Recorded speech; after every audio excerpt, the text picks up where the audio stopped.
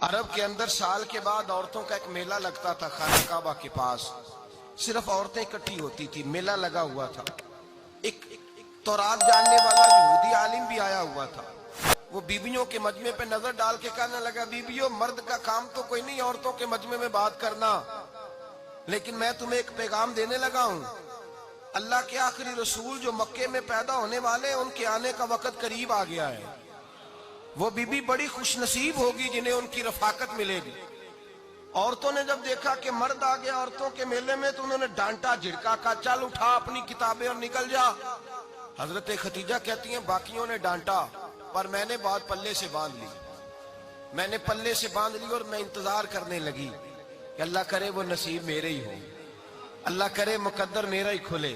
آپ فرماتی میں تسبیح پڑھتی, درود پڑھتی. میں اس زمانے میں جو اللہ کا ذکر جس طرح ہوتا تھا وہ میں شروع کرتی, اور جب فارغ ہوتی تو میں التجا کرتی کہ اللہ میرے نصیبے کھول دے. کہتی ہیں آہستہ آہستہ آہستہ آہستہ میں حضور کی تعریف سننے لگی. آہستہ آہستہ تعریف سننے لگی. نبی پاک صادق ہیں, امین ہیں, سچے ہیں, دیانتدار ہیں. اس برے اور میلے معاشرے میں بھی وہ سب سے اعلیٰ بھی ہیں اور سب سے اجلے بھی ہیں. وہ سب سے پاکیزہ ہیں. میں سننے لگی تعارف. آہستہ آہستہ میں ان کی گرویدہ ہونے لگی. ادھر نبی پاک صلی اللہ علیہ وسلم اپنے چچا جناب ابو طالب کے پاس رہتے تھے. قحط آ گیا, حالات بگڑ گئے.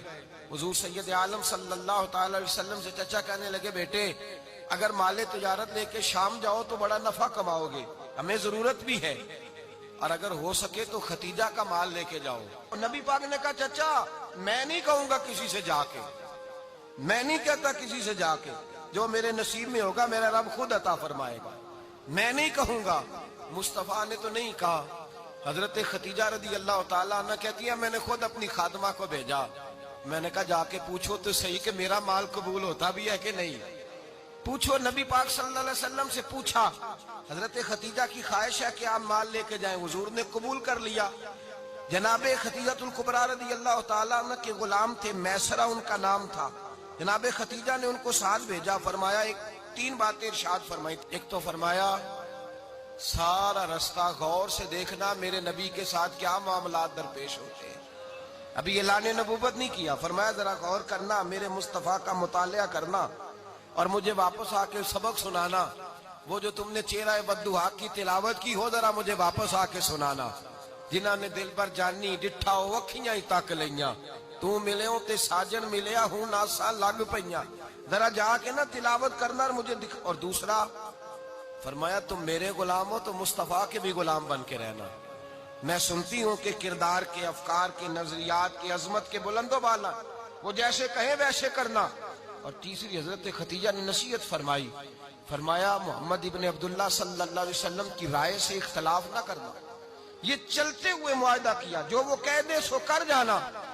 غلام کہتے ہیں میں ساتھ گیا, باتیں میں نے سن لی, لیکن جب سفر شروع ہوا نا ابھی چند منزلیں طے ہوئی تھی. میں نے کہا خدیجہ آپ نے کیا نصیحت کرنی تھی, ان کے ساتھ جو رہے گا وہ ان کا غلام ہی بن جائے گا.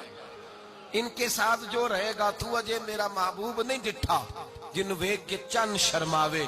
جے رکھے ہاتھ پھلاں وچ ہاتھ نال پھلا رل جاوے, تے ادھی راتی چن چڑھ جاندے جدوں جلوہ فرماوے. مایا جو بھی ساتھ رہتا غلام ہو جاتا. میسرہ کہتے میں گیا, تجارت شروع ہوئی. کہتے ہیں نبی پاک صلی اللہ علیہ وسلم جب منڈی میں پہنچے تو لوگ قسمیں اٹھا اٹھا کے مال بیچ رہے تھے. اللہ کے محبوب جب گئے نا تجارت کرنے تو ایک آدمی کہنے لگا چلو معاذ اللہ بتوں کے نام تھے لات و منات, کہنے لگا لات کی, عزا کی, منات کی قسم اٹھاؤ. تو نبی پاک فرمانے لگے ان کی قسم اٹھاؤں جن کا میں نام لینا بھی پسند نہیں کرتا.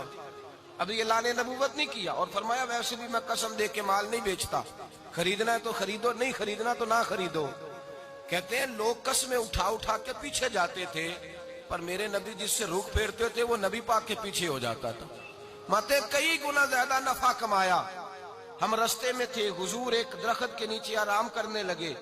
ایک عیسائی راہب غار میں بیٹھا تھا, نکل کے آ گیا. مجھ سے کہنے لگا مجھے وہ جانتا تھا. میں سرا یہ کس کو ساتھ لائے, یہ کون ہے؟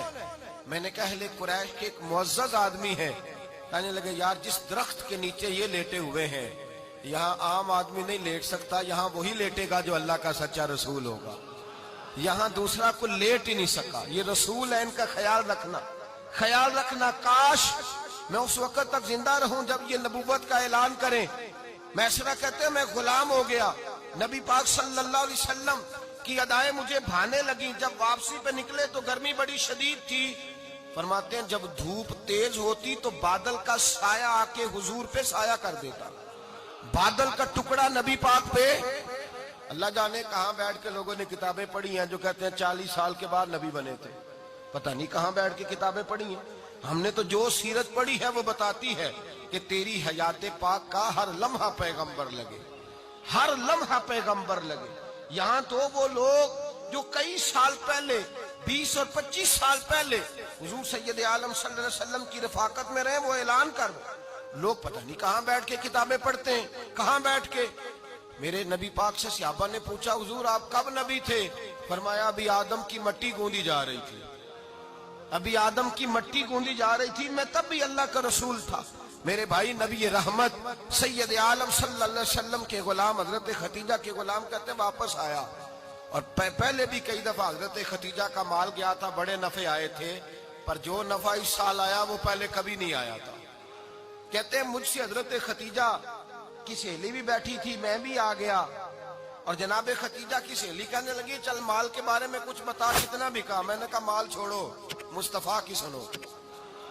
اور پھر کہتی چلو ٹھیک ہے, بادل سایہ کرتا تھا, چلو ٹھیک ہے, تم سے راہب نے پوچھا تھا, یہ صحیح ہے انہوں نے تیری سارے رستے بڑی خدمت کی, تیرا بڑا خیال رکھا, پر یہ بھی بتا تجارت کیسے ہوئی. تو میں سر کہنے لگا زندگی میں نے بھی ساری گزار دی ہے, پر اس رسول کے ساتھ 4 دن ہی گزارے ہیں. حد ہو گئی مجھ سے, اور کچھ نہ پوچھو, اور کچھ نہ پوچھو. آ میرے دل آمنہ کے لال کی باتیں کرے, اور کچھ نہ پوچھو, بس ذکر ان کا چھیڑیے ہر بات پر, اور چھیڑنا شیطان کا عادت کیجئے.